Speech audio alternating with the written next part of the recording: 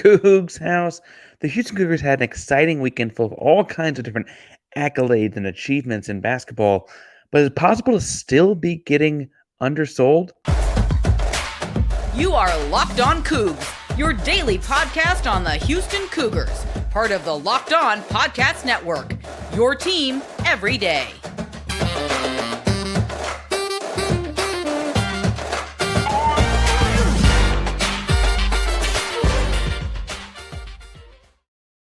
Welcome to Locked On Coogs, daily podcast about your Houston Cougars. I'm your host, Houston-born teacher and coach Parker Ainsworth, here to break down all things Cougs. If you're a Houston fan or just a hater who came to stop by, please be sure to hit subscribe down below. That way you can listen to Cougs into your newsfeed each and every day. Appreciate you making Locked On Cougs your first listen of the day. And if you found us on YouTube, welcome back to the YouTube channel. It is so good to see you again. Remember, we're doing a giveaway every 500 subscribers. The next one of those is at 2,500. We bumped it up a little bit as things have been going quicker lately. We're at about 2,075 right now. If we get to 2,500 before the Cougs get bounced from March Madness, and we're all hoping that's like early April, we'll make the giveaway big. I don't know how big, I don't know what, but we'll do something big and fun there. So hit subscribe, help us get there. Like and comment on the videos to let us know you're in that contest. If you don't know what to say about this basketball heavy episode, tell us in the comments down below. What's the best dip for your chip? All right, now I want to do a couple things here. I want to talk about the weekend and the accolades. I want to talk more about the X's and O's from the Kansas game because I said I want to do that in the Cougars After Dark episode on Saturday, which gives me a moment to say pause. If you did not go back and check out, there was a live show Saturday night. I eventually got around to getting a live show out Saturday night. Thank you to the large audience actually that stayed around and joined us for that one. X and O's breakdown, second segment of this one today because I said we were going to do that. And then the third and final segment, I did some looking up of recruits. I have at least two high-profile 2025 recruits from the basketball program that were at the Kansas game on Saturday. I want to kind of break down what their games look like because if you were at that game, why wouldn't you commit to Houston? I think it's going to be worth a while to get to know them. Now, before we get too much further, I'm going to talk about game time. There are no more games in the city of Houston this year for Houston Cougar men's basketball program, but there's a real serious chance that they are in Dallas. And so you got to go check out game time, look for tickets and more on that later. First things first, I think Houston Cougars and their domination of the Big 12 conference is getting minimized. So let's talk about it. First, Houston was 15-3 in the conference, 9-0 at home, 6-3 on the road. And per ESPN's strength schedule, they had strength schedule power index, I should say. They had the most difficult conference schedule of anyone in the Big 12 conference. They had the average margin of victory of 10.6 points per ESPN, the next highest in margin of victory in conference games. That's, I should say 10 points in the conference games. They're much higher than non-conference. The next highest was 3.9. So you had 10.6 for Houston, 10.5 points are winning by double digits every single conference game on average. And you had 3.9, just over a basket for Iowa State. And that's the next highest. Third was Baylor at 2.9, potentially less than a basket. Okay. Very, very difficult conference, but Houston stood up head and shoulders above everyone else. It wasn't close, okay? And I think what's fascinating is there are a lot of people that did not think Houston could come in and do this in year one. And I got to be honest with you, I thought they had another 2 losses on the schedule. I really did. And they didn't, okay? And I'm a fairly optimistic person. I had 2 more losses scheduled. I don't know what negative people would have thought. In the postseason awards, or the end of regular season awards, I should say, they came out on Sunday. Houston was recognized with 3 different players on the all-conference teams. Jamal Shead on the first team, LJ Cryer on the second team, J1 Roberts on the third team. Jamal Shead won Player of the Year and Defensive Player of the Year in the conference. Coach Sampson won the Coach of the Year in the conference. Honorable mention, all conference teams were handed out to Emmanuel Sharp and Javier Francis. Made the whole starting 5 got at least an honorable mention nod. Jojo Tugler made all freshman team. And I should also point out that Jamal Shead made all defensive team. Obviously, defensive player of the year to make the all defensive team. I think there's a solid argument that they still got screwed in these. I understand Jamal got all the accolades because he's the best player in the conference. He's the best player in America. He gets those. He's earned those. I understand Coach Sampson got best coach of the year, and that probably covers up some of the other things. But LJ Cryer got second team. J1 Roberts got third team. Houston had 3 guys make the first 2 teams. Kansas had 2 guys make the first 3 teams. Both of them, McCullers and Dickinson, were on the first team. That's weird. Houston beat them by 30 in the final game of the season, but I digress. Texas had 2 guys, 1 guy in the first team, 1 guy in the second team. Texas, they were middle of the pack in the conference. Iowa State, right behind Houston, admittedly. They had 2, 1 in the first, 1 in the second. Okay, seems okay. Baylor had 3. 1 guy in the second team, 2 guys on the third team. Baylor got done in at home by Houston. And frankly, Houston won in overtime, but they dominated the first half of that basketball game, right? Texas Tech had 2. Those are the teams that had multiples in the actual first, second, third teams. Houston had the most, I guess, tied for with Baylor technically, but it does feel like the team that just waxed by 30 had 2 first teams and Houston had 1. Really? It does feel like Texas had one of those first team spots and Houston beat the brakes off. Like, there's just moments in this where, like, the aggregate Houston beats Iowa State by and things like that. It just doesn't feel. I guess the Texas game in Austin was an overtime. The Texas game in Houston was far from it. I don't feel like that accurately depicts, frankly, having 1 first team all conference guy, 1 second team, and 1 third team depicts how much better the team played on the floor than all of these other guys. I mean, I understand that the sum of their parts is always the way Houston goes, and I understand that the players and coaching staff probably don't care. They're just trying to win trophies, not individual ones, but team trophies. But it does feel odd. I think we'll go to the honorable mention. But if you include honorable mention, yes, Houston's full starting 5 got at least an honorable mention. But so did Baylor's. So did Kansas's. Texas Tech gets a 3rd when you extend the honorable mention. TCU had 3 guys all in honorable mentions. BYU had several guys in honorable mentions. Houston played so much better than all of those teams. Houston beat Baylor in their home floor. The aggregate win for Houston against Kansas, when you take the 2 scores, put them together, blah, blah, blah, is 17 points for Houston over Kansas. To put them on the same playing field does feel minimal. Further, Houston, by every analytic, had the best defense in America, not just the Big 12. Having just 1 Cougar on the all-defensive team feels equally short-sighted. How is J1 Roberts not on that? It doesn't make any sense to me. It just doesn't make any sense. I would also point out that, yes, I think both Massey and Jacoby Walker at Baylor are very, very good. It's interesting to me that JoJo Tugler's the only freshman on that list. I know he's the only freshman we played with any frequency this season. I guess that's because we had so many other veteran guys, but it's really JoJo Tugler made that list, not the all newcomers list, because there's a whole list of all Big 12 newcomer team that Hunter Dickinson led the way in or whatever, right? Blah, blah, blah. And Houston had no one on that. I feel like we had a lot of new faces. Tugler couldn't make that, apparently. I don't know that that's accurate.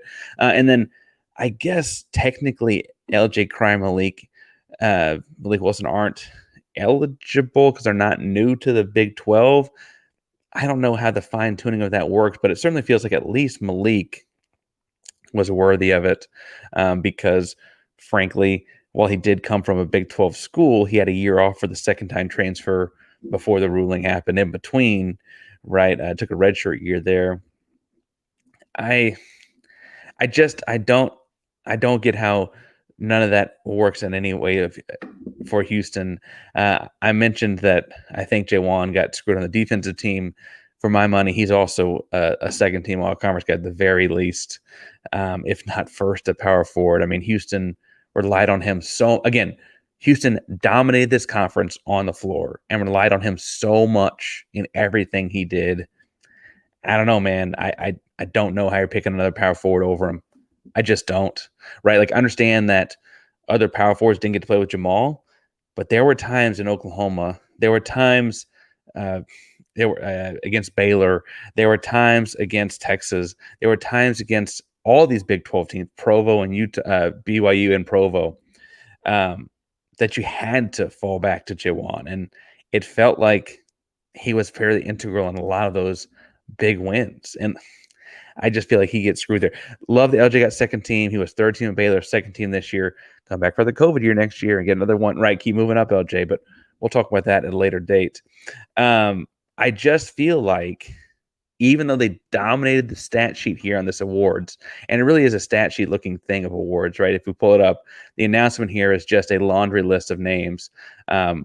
It does feel like, though, that Houston kind of got the short end of the stick, weirdly, even though they absolutely obliterated the best conference in America. I don't know what else they're supposed to do. I don't understand why Houston can't have two first teams, but Kansas can. I don't understand why, frankly, Baylor and Houston have as many people on the first three teams. I don't understand how both Houston and Kansas have both Baylor, Houston, and Kansas, all three of them, I guess, not both, have their entire starting five listed in the first three teams in honorable mention, when Houston, I think, has demonstrated on the floor that they're better than both those teams by a lot. I don't know, man. I don't know. I don't think it's right. And I do appreciate down in the conference. I understand that the team probably does not care. But it's my job to talk about these guys. And my opinion on it today is that they got screwed. Now, if you want to find some way to make sure that you are not getting screwed, you got to go check out Game Time, because right now, if you're looking for tickets, your best bet, look for the South region that goes through Dallas. If Houston were to have their pick, that'd obviously be the place they picked. And Game Time has a way to make sure you get the cheapest tickets. They got the best kind of guarantees, all kinds of different experiences where you can go through and see exactly what your seat's going to look like from that spot. You can pick a row and section, and they'll pick the seat for you, get an average of 18% savings. You find a cheaper seat in the same row and section on some other side, you can prove it to them. They'll give you 110% of the difference to guarantee you're getting the best rate possible. Take all the guesswork out of buying tickets to Game Time. Download the Game Time app today.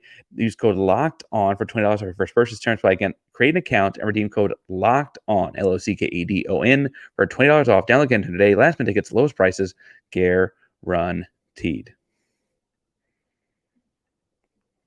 All right. I also want to tell you for a second about Amazon Fire TV, because as you can tell right here, the lights changing on the side of me is Amazon Fire TV showing me basketball all day and night long. Basketball's on our TV all night long, all day long, because of Fire TV and the way it provides all kinds of sports and entertainment. It's your number one destination for sports, live games, highlights, in-depth analysis, and more. Fire TV offers amazing viewing experiences with smart TVs, as well as the Fire Stick that you can plug into your existing TV. Provides access to millions of movies and TV episodes, as well as free and live TV, whether it's opening weekend for baseball, which is coming up, college basketball tournament, which is also coming up. You're going to want to have a Fire TV, so go ahead and get on it today. Fire TV recently created Fire TV channels to deliver a constant supply of the latest videos from your favorite sports brands, all for free. And yes, that includes us here at Locked On, and mostly big pro leagues and college conferences as well. Fire TV channels let you dive into all the game analysis, highlights, and more. Keep up to date with the latest in the world of sports, March Madness, NBA, MLB, and lots more. Not to mention great news, entertainment, gaming, travel, cooking videos as well. Check out Fire TV channels on Fire TV and Alexa devices. If you haven't checked out Fire TV channels, you should. Trust me on this. Learn more at amazon.com/LockedOnFireTV.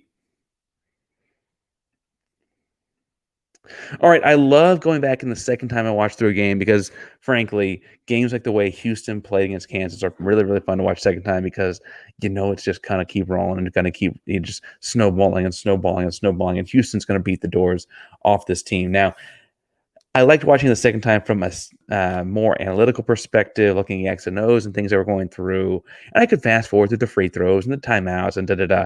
I had to say, there was about a minute and 12 seconds between Bill's self timeouts at one point in the first half, and that's kind of when you knew you had him. But I digress. I think what's interesting about this game from an X and O's perspective is a couple of things. One, they opened the game up with a statement that J1 and Jamal were going to dominate this game. Now, honestly, if you're going to pick like each of those two guys' weakest game of the seasons, it was probably the game in Fog Allen earlier this year. Just tough place to play. Had a tough week with Kansas State and Texas and so on. It was a rough week of basketball for the Houston Cougars, and missing other pieces and so on and so forth, right? In this game, they opened the game going directly to them. J1 got the first shot. Obviously, they go at him instead of going the right block, he went the left block, but found him for the opening possession like they have so many times this season. Jamal ends up getting the first 2 baskets. His second one, he drives, kicks, and relocates, and look for him a la Steph Curry. I think it's really obvious they're looking for him because all the other 4 guys on the floor are just standing still, waiting for him to pop open. Like that's it, is we're finding Jamal again, right? He relocates, gets the ball, and hits a 3, makes it 5-2. Next play down, offensive play to get a basket on down, I should say. Jawan is posting up, looking for the ball. They front him, and then backside you have Dickinson trying to help for the lob to get the ball into Jawan. But Shed takes 2 dribbles and flips up the lob to JVR for the backside dunk. Now, I know that that's not J1 or Jamal scoring, but that's impacted by the kind of attention that J1 was demanding, and they were clearly running some sort of a low block ISO play for J1 as well. The same kind of block-to-block screen that pops them open. They run a lot of times, right? Anyway, it took a total of 6 minutes as I was watching for them to get a designed look that was not a play call set up for J1 or Jamal. That's not to say other guys didn't shoot the ball, but as far as getting the call, like the set is run for this, the first set they ran that was for somebody else was more than 6 minutes into the game. It ends up getting LJ Carrera to pump fake and then drive a little floater. He ends up kind of shooting more like a mid-range, but he typically gets a floater off that drive action. For what it's worth, at that point, you like already had JVR Francis in foul trouble. You're looking at like Malik Wilson sits at the table ready to check in. Like you're rolling subs in, you're up by double digits at that point. Like Houston already kind of comfortably separated themselves when that started happening. The other thing that was interesting to watch, because I love Said Lot. If you haven't figured that out, I've really enjoyed his time thus far, and I'm really enjoying being right about the fact that he should have been playing the last couple weeks. But I liked watching how they used him in his first real competitive action for extended minutes in this game. Said played 18 minutes, which is a lot more than he'd been getting in various spots throughout the season, even after Tugler went down at the backup forward / center position.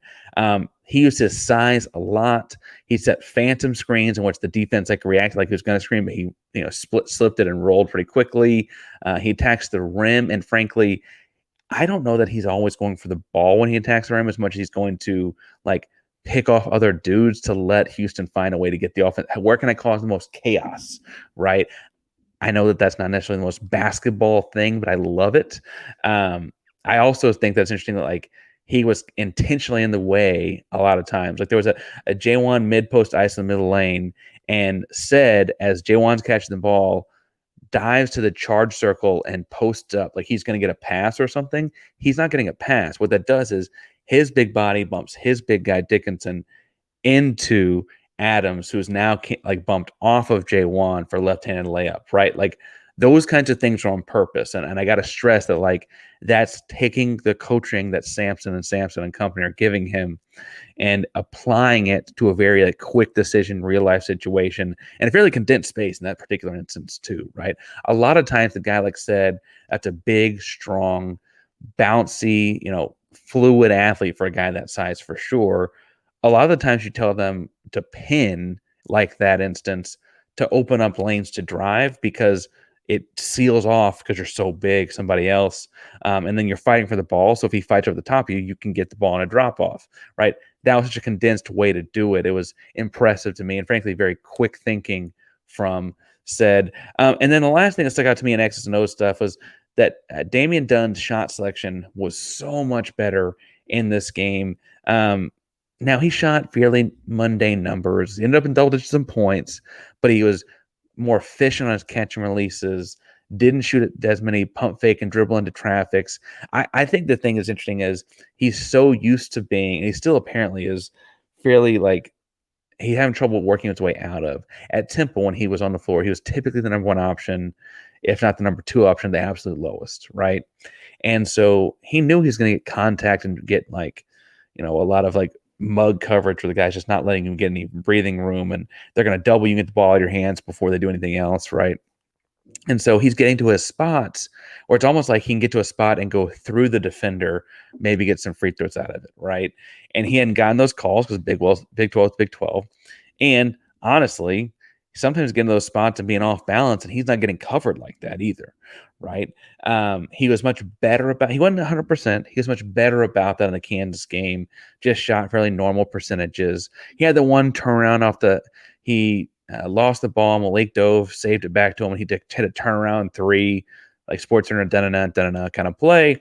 But I do think on the whole that it's worth pointing out that he was finding spots at the free throw and extended and stuff like that a little bit easier and cleaner. It was much quicker on his releases, seeing the game happen a little bit faster at home. And then role players shoot better at home. And for us, he's a role player, and he's doing a very good job of it. He's another guy with a COVID year that I really, really hope takes it.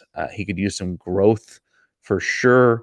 And frankly, I'd be interested to see where that growth continues in his second year in the program. Now, next year would be his second year in the program, fifth year playing college basketball.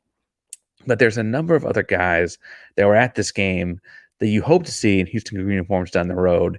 And I do want to spend the last segment talking some about them. But first, we got to look at these guys as potential future employees in a lot of ways, right? I mean, not employees in the most legitimate sense, but in the way that they're going to work for the program. And if you're trying to find guys for your small business that are going to work for your program, just like these couple 5-stars we're talking about, you got to go check out LinkedIn Jobs, because LinkedIn Jobs is the best place for when you're hiring and you want to find quality professionals for the right role. That's why you have to check out LinkedIn Jobs. LinkedIn Jobs has all the tools you need to find the right professionals for your team faster and for free. LinkedIn is not just another job board. LinkedIn has a vast network of more than 1 billion with a B professionals, which makes the best place for you to hire. It gives you access to professionals that you can't find anywhere else. LinkedIn is all that while making the process easy and intuitive. Hiring is easy. We have that many quality candidates. So easy, in fact, that 86% of small businesses get a qualified candidate within 24 hours. Post your job for free at linkedin.com/lockedoncollege. It's linkedin.com/lockedoncollege. Post your job for free. Terms and conditions apply. All right, so there were a lot of football recruits, a couple of celebrity types. Olajuwon was there on Saturday. I'd point out his son. He's got some sons that could be future recruits as well someday. I don't think they were. I didn't see pictures of them there. I don't mean to imply that they were there as recruits or anything. There were a lot of people at Houston versus Kansas on Saturday. Electric atmosphere. Popped off the screen, kind of electric on TV. Crazy hard ticket to get in town. Case Keenum does the Who's House, and all kinds of folks around camp. Fertitta's in the front row, obviously. Lots of people there. Okay, but two stuck out as important for your Houston Cougar future. That was hard. Houston Cougar future. And I guess technically four. Okay, four I should say, because Mercy Miller and Chase McCarty, both of whom are commits signed in the 2024 class. That will be impact type guys next year. Mercy is a criminally underrated prospect, and he's like a high 3, low 4 star, depending on the place you're looking. And I'd say that's still criminally underrating what he does. He's been lighting it up in the Bay Area. Anyway, he's tremendous. He's also Percy Miller's son, Percy being Master P. And then you've got Chase McCarty, who is a very sturdy, stout, strong forward, listed at like 6'6". He's going to come in and be a hustle guy. Imagine he plays less as a freshman than Mercy, but I don't know that. They'll be pairing, obviously, with guys that redshirting this year in Cordell. Cordell be coming back from his wrist injuries, plural. He had one on each wrist when he got here. And then Jacob McFarland was after spending a year in the weight room, Coach Alan Bishop. But two guys in class of 2025 were at this game. And if they get these two guys, we got to talk about that roster is going to look like for their freshman year. Because Isaiah Harwell is a high-end, could go to the pros at a high school if we're still allowed, kind of high-end high school recruit. 5-star plus is what they officially call him. He's technically out of Idaho, but he goes to Wasatch Academy in Utah. He's a 6'6" and change 2-guard. I watch him play, and I get reminded of a little bit bigger version of a Devin Booker. He's always in control. His shoulders are always square to the basket. He is crafty, but also athletic. I think often those two things get put on opposite sides of a spectrum from one another. He manages to do both things. And again, he's in control of the game. No one speeds him up. No one slows him down. He played on a high-level high school circuit at the Wasatch Academy as well. Played high-end talent and played very, very well. Dominated some of those games. Again, he played with other 4- and 5-star kids, so it's not like he's getting 30 points a night like Mercy does over in California. But he is getting impressive looks, impressive tape put together when it's his turn. Again, 5-star plus caliber player. Tremendous offensive upside. What I like about him, as opposed to book comparison, is at 6'6" with long arms, he uses the length incredibly well. He's listed as a 2-guard. I bet in Houston's lineup you could see him playing that 3 spot, just because the length and the way he uses it. Having seen Houston develop Emmanuel Sharp into a rebounder, having seen Houston develop, frankly, you can go all the way back to the way they use Ladiki, right? And shouts to him for making his first NBA basket on Sunday night.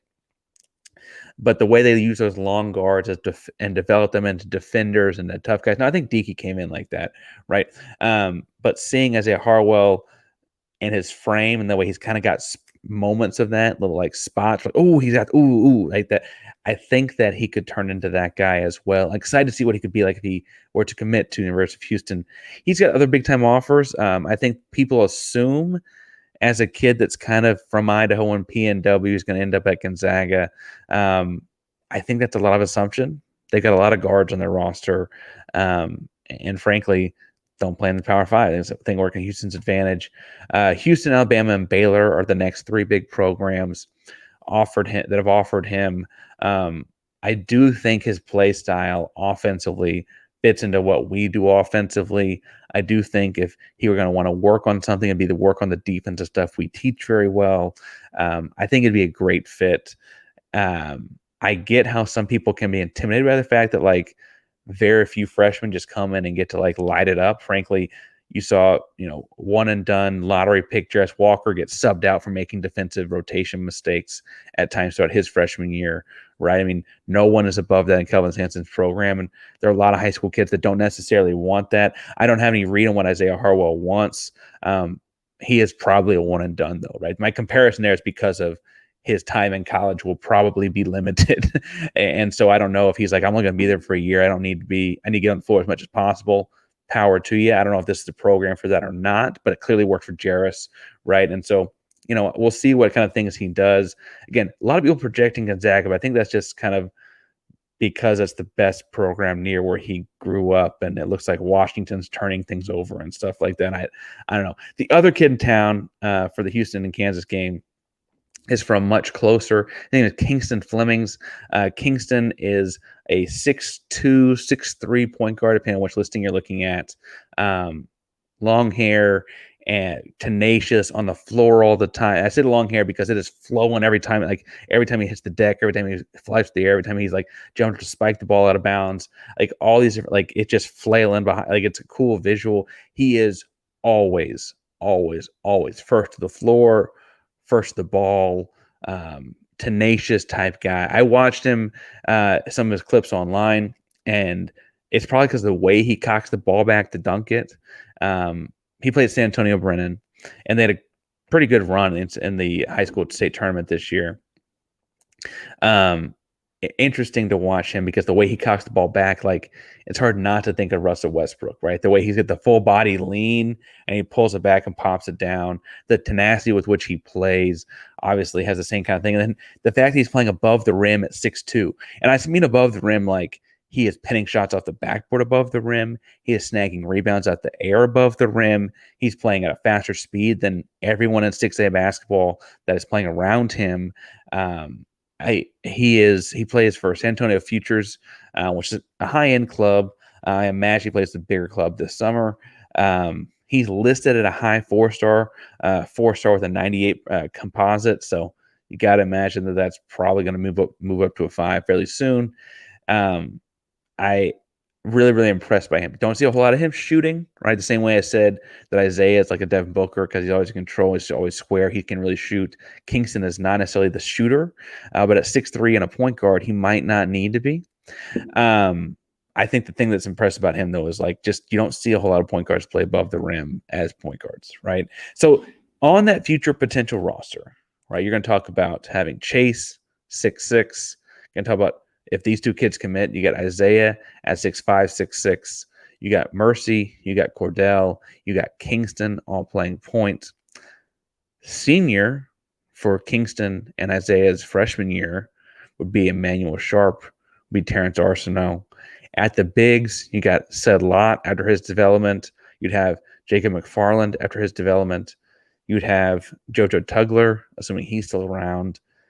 And that's not even looking at like who else they bring in as a high school signee in the 2025 class, or is in terms of the transfer portal, like we saw them pull in with Malik or Damien or LJ or whoever, right? Like this program is number one in America right now, and this program is dominating the Big 12 right now. And this program is doing a lot of things in the present tense that are incredibly impressive, and that even, again, optimistic Parker had trouble putting together would happen.